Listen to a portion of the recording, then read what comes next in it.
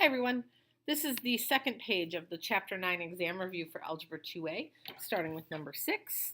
So we're just going to jump right in. Okay, so we've got a polynomial function on this graph here. And the first question is, what is the smallest number of real zeros that P can have? Well, the real zeros are the x-intercepts. So I see 1, 2, 3, 4. Okay, so I see 4 real zeros here. Now, they say that's the smallest number for a couple of reasons. First of all, it's possible that something happens beyond this graph that we don't know. So maybe this guy comes back down somewhere and hits again. Okay, so these are the 4 that we can see. Also, it's possible, I guess, that some of these could be multiple roots, although none of them look like it visibly. So that's why the question is worded as what is the smallest number? But really it's asking what is the number that you can actually see? So now what is the lowest degree that P can have? Well, some of us might say if it has 4 zeros, it should be a degree of 4. But do you see this bump here that goes up and comes back down but doesn't actually touch the axis? That's generally an indicator that you've got some imaginary roots here somewhere. And if I were to draw a line through down here, okay, so if I was to kind of shift where my x-axis is, now I see 1, 2, 3, 4, 5, 6 intersection points. So that tells me that the lowest degree I can have is 6. And again, there might be stuff that happens beyond this graph. There might be some multiple roots in there. That's why we're saying the smallest it can be is 6.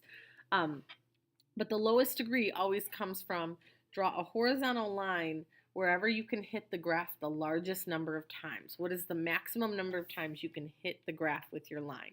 And that is your answer to the lowest degree. Okay, let's look at number 7. And I'll be brave and work through this by hand, even though your calculator can help you out with a lot of this. So it says express the conjugate of m minus n in a plus bi form. Well, let's not worry about the conjugate yet.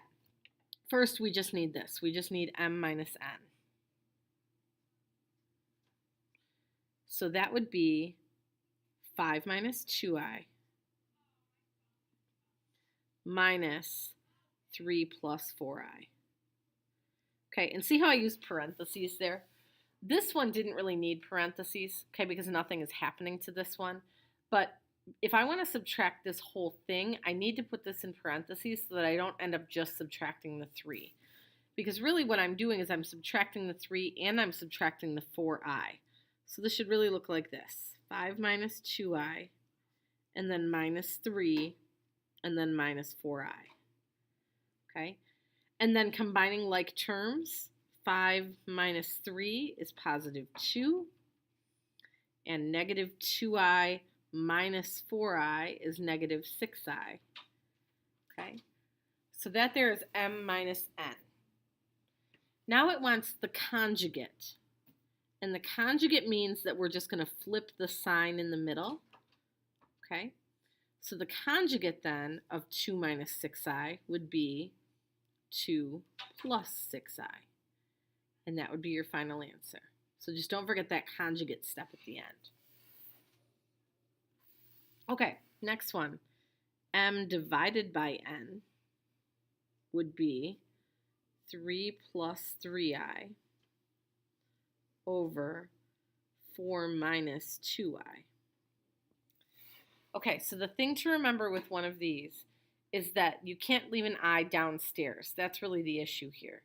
So the way we get rid of that I downstairs is we multiply by the conjugate. Okay, this thing, that's why this is significant, is because multiplying by a conjugate cancels out your I values in the middle, and I'll show you how. So we're going to multiply by 4 plus 2i, again, which is the conjugate of 4 minus 2i. But to keep the value the same, we need to multiply by the exact same thing up on the top. So we're going to multiply by 4 plus 2i up here. Now, up here, my i's are not going to cancel, but I don't need them to. Okay, down here they will, because 4 times 4 is going to give me just a whole number. When I do negative 2i times 2i, that's going to give me something with an I squared, which turns into a negative 1, which is a real number.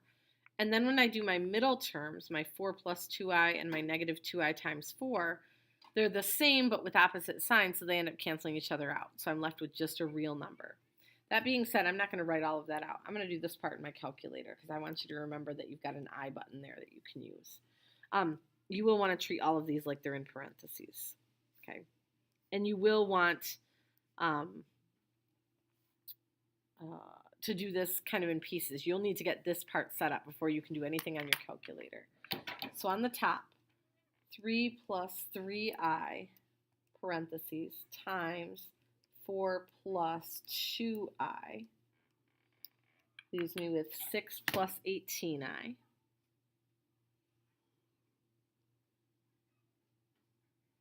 On the bottom, I'm expecting this to come out to be just a whole number.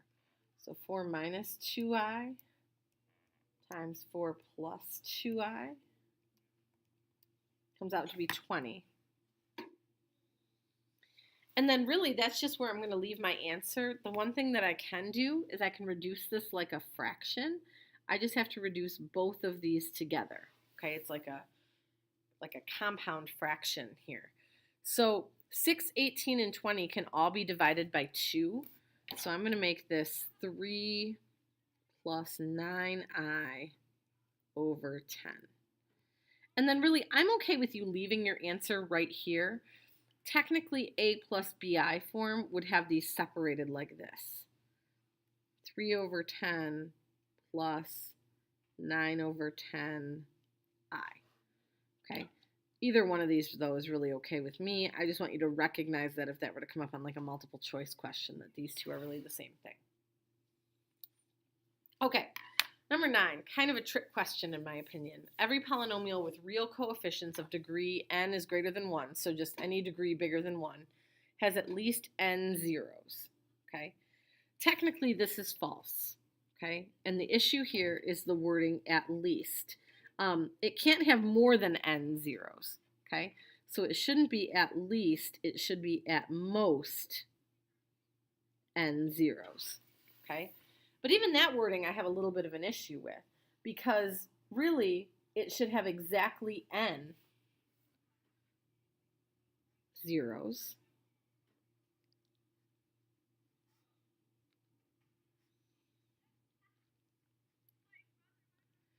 If we include multiplicities, or multiple roots, I guess I should say, and complex roots, if those things are included,